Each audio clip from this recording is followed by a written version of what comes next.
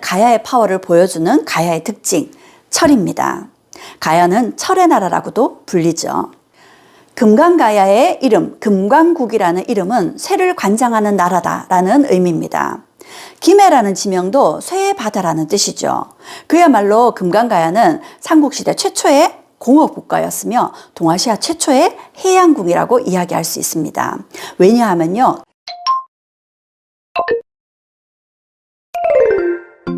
이번에는 가야란 나라가 우리가 생각했던 것보다 얼마나 큰 나라였는지를 보여주는 가야의 힘, 가야의 파워에 대한 이야기입니다. 삼국유사에서는 가야의 영역을 동쪽으로는 낙동강 하류, 서쪽으로는 남해안, 서북쪽으로는 지리산, 동북쪽으로는 가야산의 남쪽에 위치해 있다라고 소개를 하고 있습니다. 그런데 최근 활발한 발굴의 결과 가야의 영역은 낙동강 동쪽 일부 지역과 호남 동부 지역, 전남, 광양, 순천, 그리고 전북의 남원, 장수, 진안, 임실에서도 확인되고 있다라는 것이 밝혀졌습니다. 가야를 우리가 6개의 가야라고 이야기를 하고 있는데 이 6개의 가야 중에 대표적으로 금강가야와 대가야에 대한 역사는 조금 알려져 있지만 그 밖의 가야에 대해서는 아직까지 왕이 몇 명이었는지 왕의 계보가 어떤지조차도 제대로 확인되지 못한 상황입니다. 하지만 초창기 가야는 백제, 신라 못지않게 강력한 힘을 가진 나라였습니다. 이를 잘 보여주는 이야기가 전하고 있습니다. 어느 날 석탈해가 수로왕을 찾아왔습니다. 그리고 이렇게 이야기를 합니다. 나는 완화국에서 온 탈해라 한다. 왕위를 빼앗으려 왔다. 그러자 수로왕이 이렇게 얘기를 하죠. 하늘이 나에게 명하여 왕위에 오르게 했으니 천명을 어길 수 없고 나라와 백성을 너에게 맡길 수 없다. 하고 맞섭니다. 그러자 석탈해가 수로왕에게 그럼 우리가 술법으로 대결을 하자 했습니다. 그러고는 석탈해가 매로 변신을 합니다. 그러자 수로왕은 독수리로 변신을 했어요. 또 탈해가 다시 참새로 변하자 수로왕은 새매가 되었다고 합니다. 결국 탈해가 본래 모습으로 돌아와서 수로왕에게 엎드려 항복을 했다고 합니다. 독수리로 변한 수로왕이 매로 변한 탈해를, 그리고 독수리가 매를, 그리고 새매가 참새를 얼마든지 잡을 수 있었지만 수로왕은 그러지 않았죠. 그러자 석탈해가 자신이 수로왕에게 대적할 실력이 못 된다라고 엎드려 항복을 했던 거죠. 그리고 석탈해는 수로왕에게 항복하고 곧장 신라로 들어갔다고 합니다. 그리고 석탈해는 훗날 신라의 4대 왕이 되죠. 이렇듯 수로왕과 탈해의 매와 독수리로 변한 술법 대결, 이게 정말 술법 대결일까요? 이야기는 술법 대결이라고 하고 있지만 사실은 새로 변한 이들이 쇠를 다루는 제철 기술을 대결한 것이 아닌가, 그렇게 해석이 됩니다. 그 당시 역사에서 금강가야의 수로왕의 위치를 엿볼 수 있는 또 다른 이야기가 있습니다. 신라의 파사 이사금 때의 기록입니다. 음집벌국과 실직곡국 사이에 국경 분쟁이 일어났어요. 이 문제를 파사 이사금이 해결을 해야 됐습니다. 그런데 이를 중재할 만한 능력이 되지 못했던 파사 이사금은 금강국의 수로왕이 나이도 많고 지식이 많아서 그에게 이 문제를 맡기게 되죠. 그러자 수로왕이 와서 이들과 의논하여 다투던 땅을 음집벌국에게 속하도록 조정을 해주었습니다. 무사히 문제가 해결이 되자 신라에서는 수로왕에게 감사의 뜻으로 연회를 열었습니다. 그리고 그 연회를 책임진 이들이 신라의 육부의 수장들이었죠. 사령부를 비롯한 신라의 육부에서는 각각 높은 벼슬에 있는 사람들이 연회에 참석하여 수로왕에게 감사를 표했습니다. 그런데 육부 중에 한 부, 한기부에서는 벼슬이 낮은 사람을 내보냈던 거죠.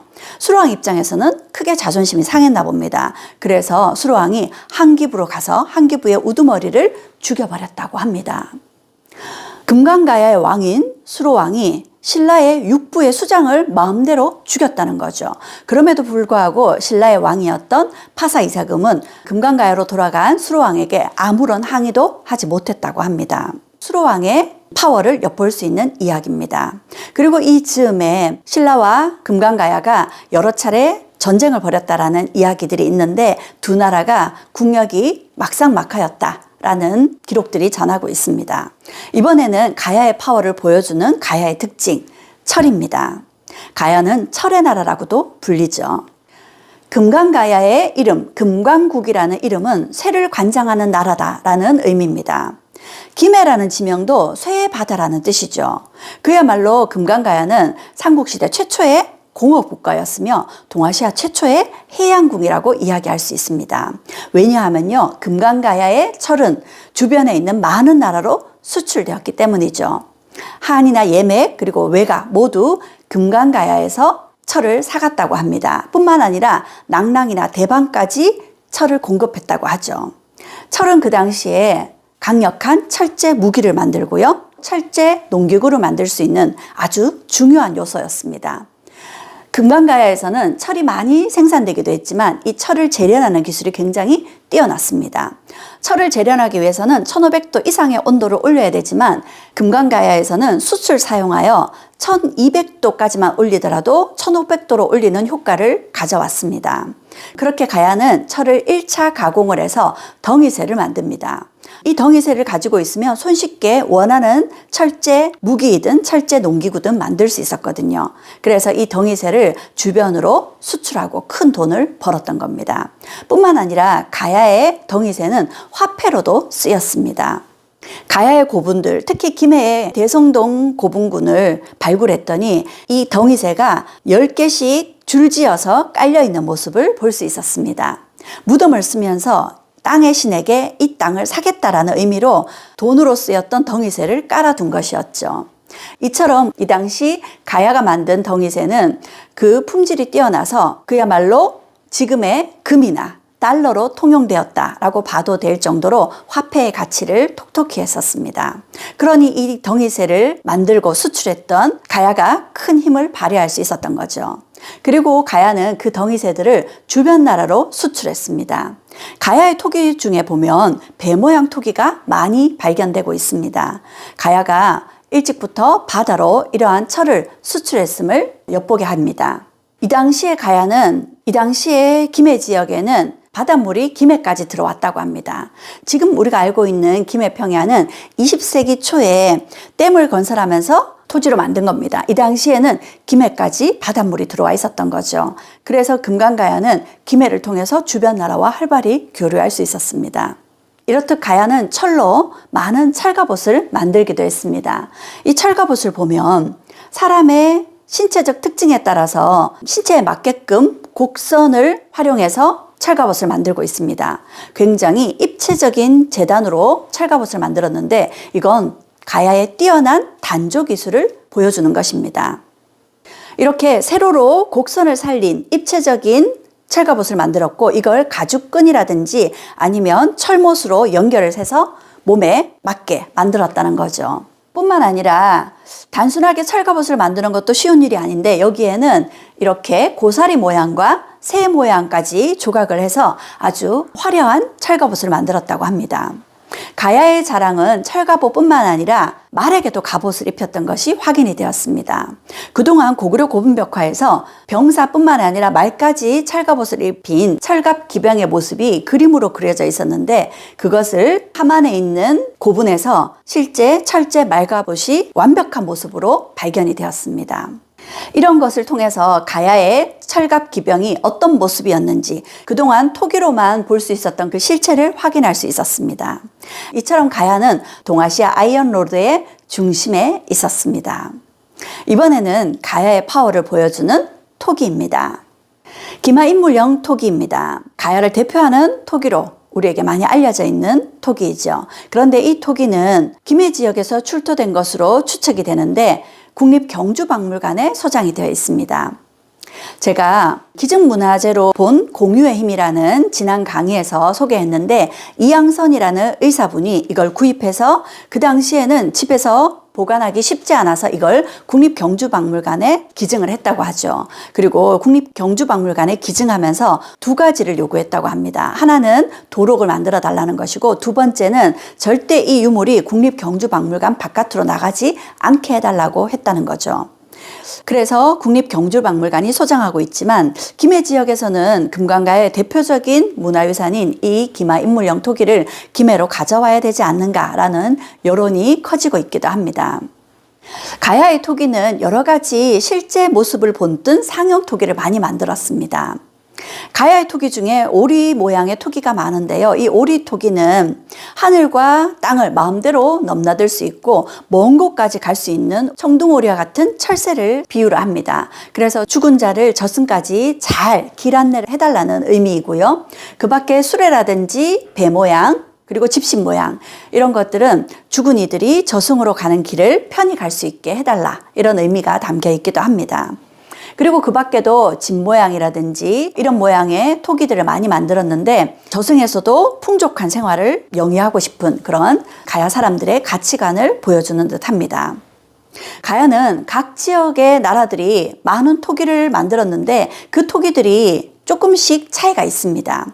대부분의 토기들이 굉장히 세련된 모양이면서 굉장히 단단합니다. 가야의 토기들은 경질 토기라 그래서 1000도 이상의 뜨거운 가마에서 굽습니다. 그렇게 되면 토기가 굉장히 단단하다고 하거든요. 그런데 이렇게 가마의 불의 온도를 높이게 되면 토기가 깨지기 쉽습니다. 그런데 가야의 토기들은 이렇게 구멍을 내므로 인해서 가마의 열이 토기의 겉과 속까지 깊숙이 들어가게 만들고 토기가 깨지는 걸 막아주었다고 하죠. 가야는 이처럼 굽다리 접시라든지 그릇 받침들을 많이 만들었습니다. 가야의 토기들을 보면 대부분 세련됐을 뿐만 아니라 곡선을 잘 살리고 있다는 것을 엿볼 수 있습니다. 특히 아라가야의 경우에는 구멍을 이렇게 불씨의 모양으로 만들어 놨습니다. 굉장히 독창적인 특징을 보여주고 있습니다. 이번에는 가야의 국제 교류를 살펴보겠습니다.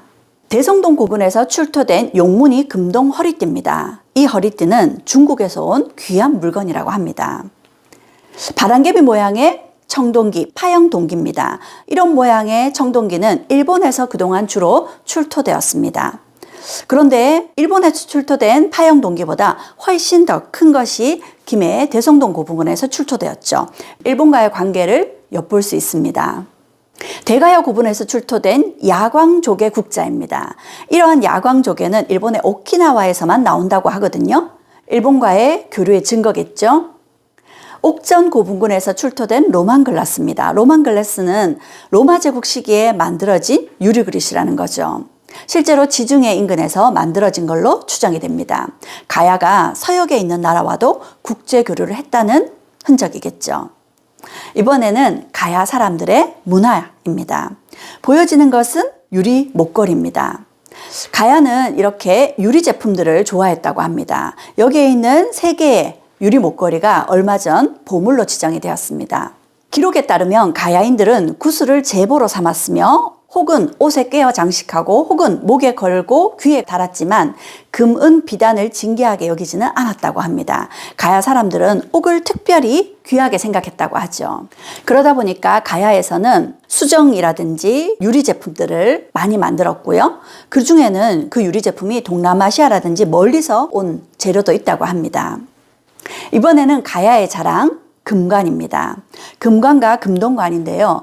그 디자인을 보면 신라의 금관과는 사뭇 다릅니다. 신라의 금관처럼 화려하진 않지만 오히려 단순하면서도 굉장히 세련된 모습을 엿볼 수 있습니다. 신라의 금관보다 현대적인 느낌의 디자인이라고 보여집니다. 특히 대가야의 금동관은 평면으로 만들어진 아주 단순한 것처럼 보여지지만 이렇게 점선으로 십자 모양으로 무늬를 만들어 두었습니다. 가야 사람들의 아주 세련된 안목을 엿볼 수 있습니다. 가야는 일찍부터 굉장히 부유한 나라였습니다. 가야 지역은 철이 많이 생산되었고 철을 주변으로 수출하면서 일찍부터 부강한 나라가 되었죠. 그러다 보니까 가야 사람들 굉장히 여유로웠습니다. 그들의 옷차림을 보면 굉장히 세련된 모습을 볼 수 있는데요. 긴 두루마기와 폭이 넓은 바지와 치마를 입었습니다. 옷감을 굉장히 넉넉하게 사용했다고 볼 수 있겠죠. 가야 사람들이 만들었던 고상 가옥을 재현해 놓은 모습입니다. 이러한 가옥들은 아마 가야의 진귀한 것들을 모아두는 창고와 같은 역할을 하지 않았을까 추정이 됩니다. 가야 사람들과 관련된 아주 재미난 모습을 엿볼 수 있습니다. 가야 사람들이 성형을 했다고 합니다. 가야 사람들은 어린아이 이마를 돌이나 옷감으로 단단히 쪼여서 이마를 누르면서 키웠다고 합니다. 그러면 이마가 뒤로 젖혀지게 되면서 얼굴이 훨씬 작아 보이게 되고 뒤로 머리가 커져 보이는 효과가 나타나게 되죠. 이런 편두는 우리나라에서만 있었던 모습이 아닙니다. 세계 여러 곳에서 이 편두 성형을 했던 흔적들이 나와 있습니다. 중국의 요서 지역에서도 편두를 한 인골이 발견되기도 했거든요. 그러면 가야 사람들은 왜 이렇게 편두를 만들고자 했을까요? 가야에서 발견되는 금관이나 신라에서 발견되는 금관들이 생각했던 것보다 사이즈가 좀 작습니다. 이 금관을 쓰려면 머리 사이즈가 작아야 되니까 이 이마를 납작하게 했을까요? 혹은 신분제 사회였기 때문에 신분이 높은 사람들이 자신의 신분을 나타내려고 편두를 만든 것이 아닌가 이렇게 추정을 해보기도 합니다. 왜냐하면 어린아이들을 이렇게 돌로 눌러서 이마를 납작하게 만들려면 주변에서 늘 아이를 관찰해야 됐겠죠. 자칫하면 잘못될 수도 있으니까요. 그렇게 아이들을 어려서부터 편두를 만들려면 신분이 낮은 집안에서는 편두를 만들기가 어려웠을 겁니다. 그래서 편두가 높은 신분의 상징이 아닌가 그렇게 보여지기도 합니다. 그리고 가야 사람들은 발치를 하는 성형도 했다고 합니다. 살아있을 때 송곳니를 뽑았다고 하죠. 사람이 죽고 난 이후에 발치를 했을 경우에는 이빨을 뽑은 자리가 그대로 구멍으로 남겨져 있습니다. 그런데 가야의 유골에서는 그 이빨을 뽑은 자리가 메워져 있었다고 하거든요. 그 말은 살아있을 때 일부러 발치를 했다는 얘기가 됩니다. 이 발치 역시도 가야인들의 성형의 흔적으로 보여집니다. 가야 사람들의 특징은 이뿐만이 아닙니다. 가야의 순장의 흔적이 발견되었습니다. 그것도 최대 규모의 순장이 발견되었습니다. 대가야의 유적인 지산동 고분군의 44호분에서 이런 순장의 흔적이 발견되었어요. 여기 으뜸 돌방에서는 지배자의 시신을 두고요. 그 주변으로 모두 32개의 석곽을 두고 이곳에 순장을 행했는데 시종이나 호위무사 혹은 시녀들뿐만 아니라 일반 백성, 심지어는 부부나 혹은 아버지와 딸을 순장시키기도 했고요. 10대의 어린 소녀를 순장시키기도 했다고 합니다. 가야의 또 다른 순장은 여기 창녕 송현동 고분군에서도 발견되고 있습니다. 창현의 송현동 고분군에 순장 유골이 고스란히 발견이 되었고 이를 통해서 순장된 사람의 모습을 재현해 봤습니다.